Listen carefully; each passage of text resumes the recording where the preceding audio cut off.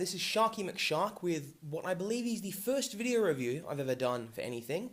I'm here today with the DarthAlice Simply Prop Starkiller version 6 Special Edition. And if it sounded like I was really trying my hardest to pronounce that correctly, it's because it's taken me about 38 goes to get it all pronounced right and in the correct order. So I'm just going to push on. Now, I'd like to start by thanking DarthAlice for all the hard work he's put into this. It's a truly unique and special piece of art that I hope to hold on to for the rest of my time. I'd like to thank Solo's Hold, who sold me the original unmodified hilt and organised for DarthAlice to pick it up, which saved me a little bit on shipping. He also recommended DarthAlice to me as an installer of Starkiller hilts, so thanks again. I'd also like to thank Rydiddy for his stand, and I'd like to thank Nigon for the electronics that live within this beast. And on the other side of this brief musical interlude, I'll discuss the ways in which this has been modified by DarthAlice. So this started life as a prototype for the new product that Simply Prop are offering, which is essentially a cheaper and slightly less accurate version of the Starkiller hilt. And I'm just going to run through the things that DarthAlice did to this hilt to make it both stronger and more accurate to the art. Now, he strengthened the core of the saber, the internals, with a rail system, which not only holds all the electronics in the back half of the hilt, but basically makes it stronger. So, should I wish to engage in heavy dueling with this unique, irreplaceable, one-of-a-kind piece of art, I could do that. You know, not that I would. Now, moving on to the outside of the hilt, first thing to note is this copper band. On the standard Eco Starkiller, this band is silver, like the rest of the hilt. I know that both silver and copper, versions of this are seen in the promotional art and the concept art and the game itself. I'm quite taken with the idea of the orange copper band because I think it's a lovely accent. It's to me a little bit iconic to this design, and DarthAlice delivered. Now, my understanding is that this is essentially copper kitchen pipe, which he cut to fit around the hand grips and fixed meticulously. And I'm just going to mess with my zoom here, and as you can see, it's a seamless fit. Sorry, I'm just still messing with the focus. This is my first video review, so if you hear me go silent for a few seconds, it's because I'm trying to manipulate focus. So yeah, a seamless fit and really makes the saber pop. Now you move up here, simply says that this should be a switch hole for if you're going for the reverse grip. DarthAlice used it for a 1.3mm recharge port, and again, messing with focus, that's a custom kill key there. It's knurled and it's low profile, and it's the same color as the hilt, which I think is fantastic for display. Now moving on to the crystal chamber, which is the showstopper for any Starkiller. Now, there are a couple of things that I was after in a crystal chamber, mostly inspired by Industrial Action's own Simply Prop Starkiller from earlier this year. So I was after the 4-rod design. I was after quite a clean chamber, relatively, with no wires exposed. I was after a large crystal, and I was after accent LEDs, which you can't see now. You'll see them soon when I pull the kill key. It's quite loud, so I'm saving that bit for, the end, basically. And I think that DarthAlice really delivered on this.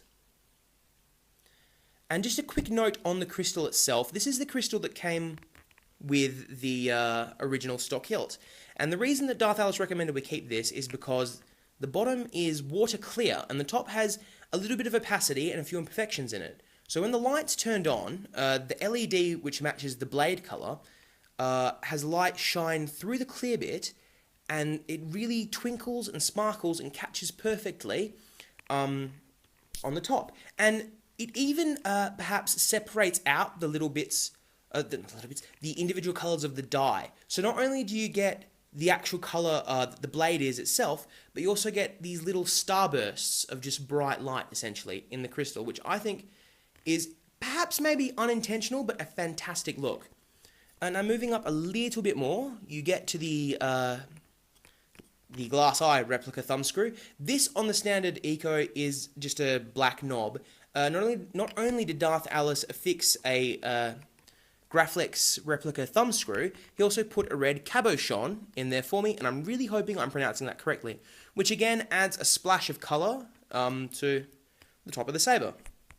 And finally, just bump my camera, there is a Graflex post style blade plug, and I really like the way that the gold post accentuates the brass and golden crystal chamber. I think it looks fantastic on display. And just to round this out, before I move on to the next bit, these screws, I know that they look like they're jutting out.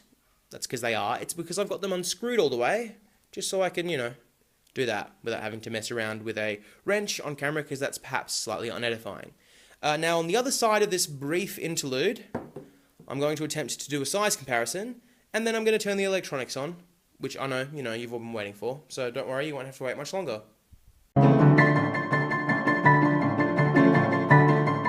So I realised that I've not actually got that many sabers left to compare this to size-wise. In fact, I've just got one.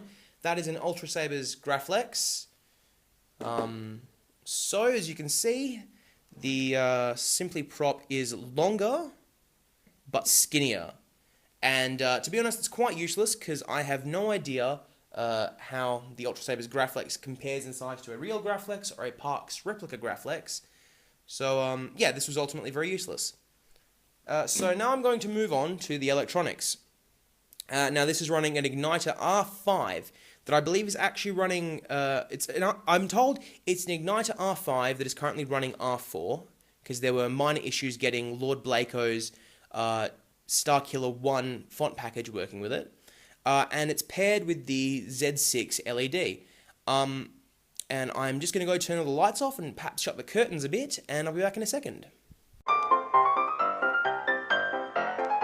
Alright, so I'm about to fire this up, and just before I do, I'm going to say the font package is Lord Blako's SK1, which is 9 fonts, each based on one of the levels in The Force Unleashed. And when this was sent to me by DarthAlice, each of the fonts had colours that corresponded to lightsaber crystals that you could find in that level. Since then, I've been messing around with Igniter and all the settings and the Z6 and the colour mixing. So the colours are more or less essentially random, and I'm sort of approaching this as a way to sort of show off all the different colours that you can get with the Igniter and the Z6. So without further ado... At last, the dark side is your ally. Rise, my apprentice. What is your will, my master? Now I'm going to move to the first font, because the first time you press the AUX button, it just goes back to the first font. Face your first true test. Your spies have located a Jedi. Yes, Master Rom Kota. You can see the blinkies working in there. Okay. You got to start with red, obviously. It's the Force Unleashed. Yellow blasters. Dual phase to blue. Purple lockup. Proxy, give me the target. According to Imperial records, Master Rom Kota was a respected general in the Clone Wars. You're hunting Jedi. I bring Darth Vader's enemies to justice. So this is meant to be a sort of silvery blue. It does get a little bit purple at the end. I'm not sure if this is because the red dye is slightly misaligned, or if I've got to spend more time messing around in Igniter with power settings. But it's something I'm going to work on, obviously. Dual phase to orange. Lockup is white. That was a shattering glass sound from the saber, not from my house. And that's a sort of yellowy green blaster sound. I bring Darth Vader's enemies to justice. This is my attempt at blood orange. So it's about as dark as you could get it without, sorry, it's about as orange as you can get it without it being just red. Blue lockup. Dual phase to magenta. Oh, that's the lockup again. And orange blasters. I'm just going to see if I can zoom in on the crystal chamber a little bit. And no, it's too saturated. Well, look out for my photo review that's coming soon, in which I mess with my camera's exposure settings to get proper pictures. Cast it for us at last. Don't worry, Masters. I'll defend you from this Sith trash. So this is meant to be a pulsing purple. I've had a lot of fun using the min and max brightness and pulse timing settings on the igniter config to try and get pulsing blades working.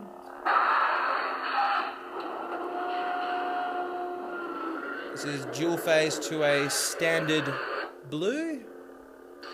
Lockup is white again. And blasters are, well, it's meant to be orange, but I've used the blade shade feature so that you can set what color you want and then how much variance from that color you can have. So as you can see, they're orange, they're yellow, they're pink. Yeah. So just another fantastic feature of Igniter there. You defeated an old man and an outcast. You must face a true Jedi Master. Who? Master Shok-Ti, one of the last of the Jedi Council. This is full green, so this is no other dyes on except both the green dyes fully on the Z6. Blaster blocks are blue. Well, blaster, it's the Felucia level, so it's more like poison dart blocks. Dual phase to red.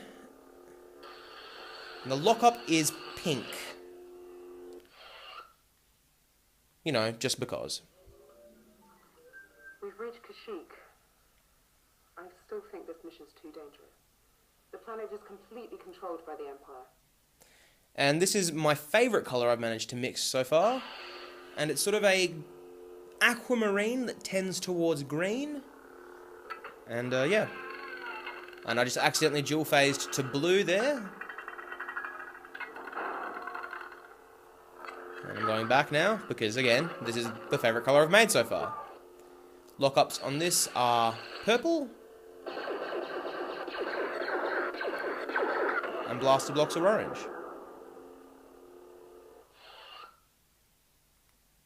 A massive space station.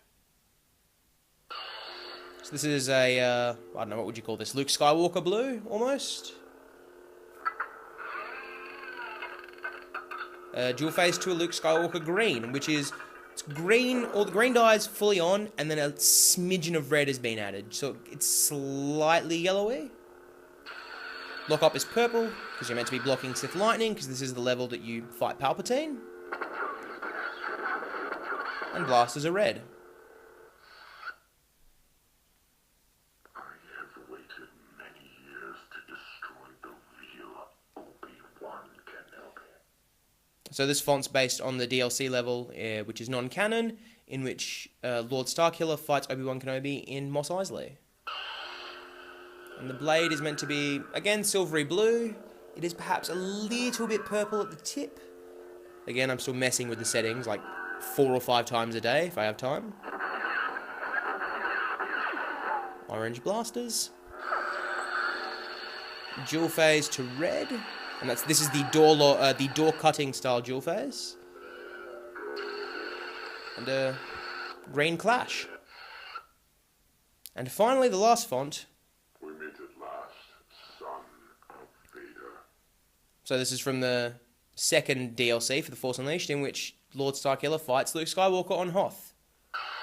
So this was my attempt at doing a fire blade. I didn't get the red pulsing quite enough. So, you know, I'll still play with it. Again, one of the bonus features of the Igniter is that you don't only get to choose the colour, but there's, you know, a plethora of effects that you can select for your blade as well. Sorry, that was just a Wampa screaming. That wasn't actually, you know, in the saber, it was behind the camera, so, you know. So, blue blasters. And a dual phase to, this is a more green-yellow. I'm aware it's not the most, you know, distinct dual phase in the world. And the lock-up is, again, bright pink. It's time to face your first true test. Your spies have located a Jedi. Yes, Master Ron Kota. So that takes us back to the first font, which means my work here is more or less done. I just do want to talk about one more thing, which is Saber Tracks, or Saber Cinema. I'm sorry, Nigon, it's the, I forget the name now, it's the ability to play songs through your lightsaber. So, for example, this is an ambience track that comes with the SK1 package. It's background noise from the TIE Fighter facility. That's, score from the TIE Fighter facility. And I actually added my own. So, what better way to play us out than... No. Not this one. Not that one. But this one.